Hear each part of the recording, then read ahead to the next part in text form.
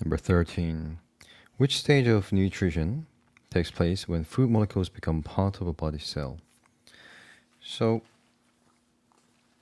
when food molecules are digested, they become smaller. Okay. That happens through digestion. And when these small molecules are present in small intestine, so this happens in small intestine, actually, digestion. Well, not only small intestine, but quite a lot of the digestion happens in small intestine. So these small molecules, they go into, or they get absorbed into our body,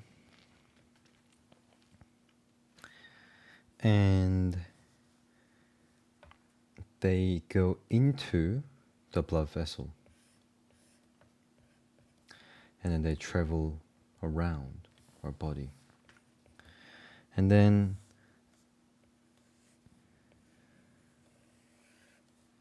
at some point,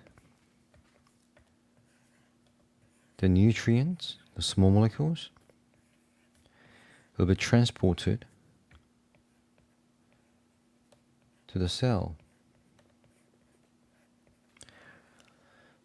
or body cells.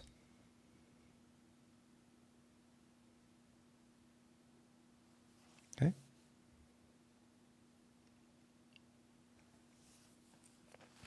And this process is called assimilation.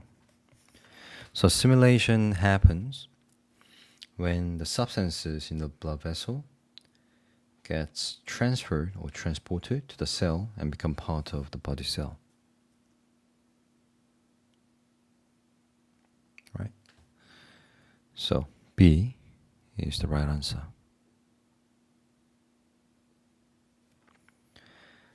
Ingestion is somebody's just consuming something by mouth. That's ingestion.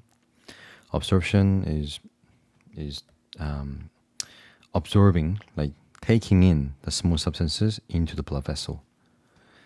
And digestion is, of course, breaking down the large insoluble molecules to smaller soluble molecules. Okay? So B is the right answer.